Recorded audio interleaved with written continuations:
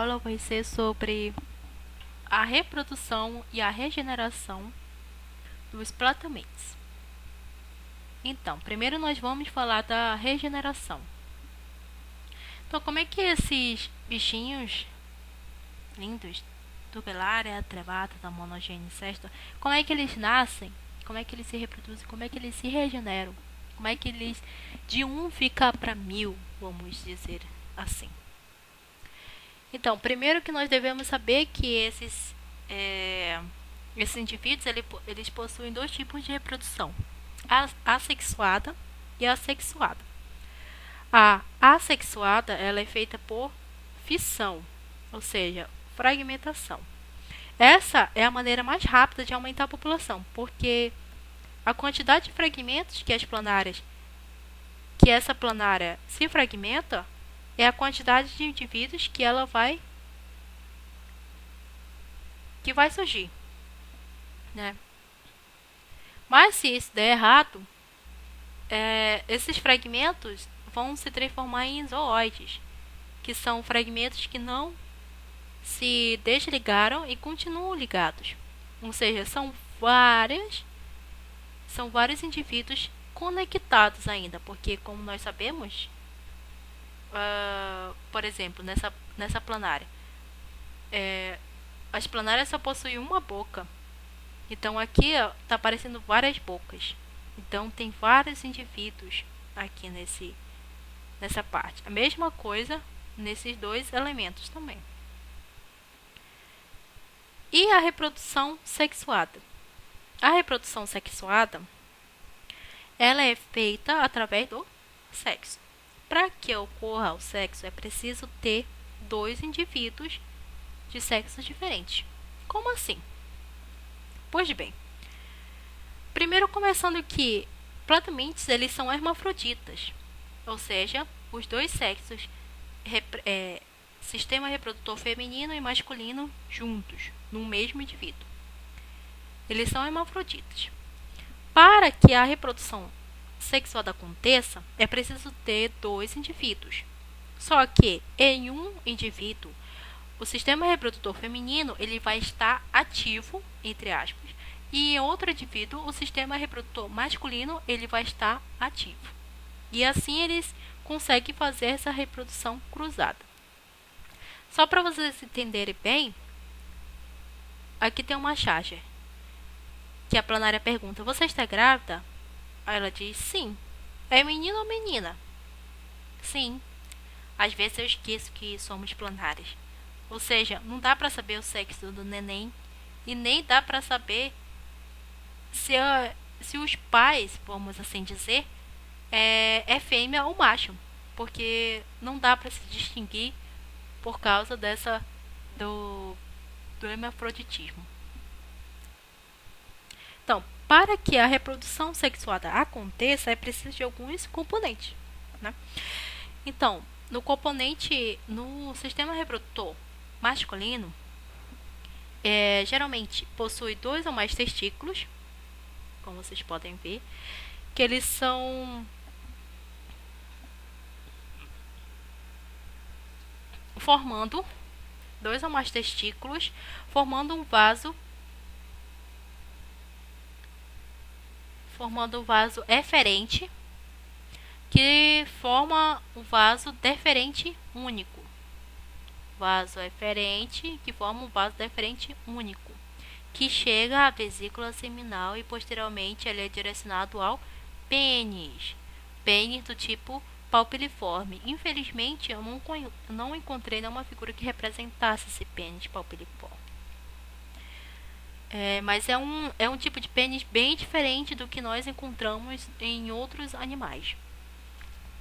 No sistema reprodutor feminino, elas possuem ovários, basicamente 2 ovários, que eles possuem também um par de oviduto. Esse oviduto ele possui glândulas vitelínicas, que são glândulas especialistas na produção de reserva nutricional para o zigoto. Então, esse conjunto de componentes, esse oviduto, essas células glândulas vitelínicas, eles vão ser direcionados à bolsa copulatória, que posteriormente vai ser direcionada na vagina. Ou seja, essas glândulas vitelínicas, elas servem para colocar a reserva nutricional dentro do ovo, para que o zigoto possa se alimentar e não possa morrer de fome. Mas isso é uma peculiaridade dos Turbellaria, muito bem, que são as planárias. Então aqui, o que eu estava falando, os Turbellarias possuem um ovo endolesto, ou seja, endolesto significa que a reserva nutricional, a comidinha do zigoto está dentro do ovo. Endo de dentro e lesto de vitelo. E os outros grupos, essa Turbellaria é uma condição bem primitiva. E os outros grupos possuem ovos ectolestos, ou seja, a reserva nutricional está separada, não está dentro do ovo, está separada num componente à parte. Então aqui nós vamos ver basicamente a diferença morfológica dos grupos, né? Aqui o Turbellaria, que é o modelo básico para estudar Plateumintes, foi o que a gente teve como base. Um tremátoda possui todos aqueles componentes, testículos, ovário, útero, glândulas vitelínicas, ó. Né? Então, possui todos aqueles componentes. Monogênia, que possui o vitelário, que é a mesma coisa de glândula vitelínica, o testículo, o poro genital, a vesícula seminal, o útero, aqui já tem um ovo, né? Então a vagina, então todos os componentes, só que arranjados de maneira diferente. E o céstida, lembrando que céstida, eles são pedacinhos de indivíduos, vamos assim dizer, e cada pedacinho é chamado de proglótide. Essa proglótide possui os sistemas reprodutores independentes um dos outros. Esse daqui é independente desse, que é independente desse. Então, eles possuem ovário, testículos, vesícula seminal, vasos deferentes, então todas aquelas estruturas que a gente já viu. Então, quando os ovos são fertilizados, eles são guardados dentro de cápsulas, como nós podemos ver aqui dessa planária, né? Fertilizado precisa de reprodução sexuada, isso é guardado dentro de cápsulas. No caso de turbelários marinhos, as larvas elas são trocóforas. Trocóforas significa que são larvas que possuem cílios, né?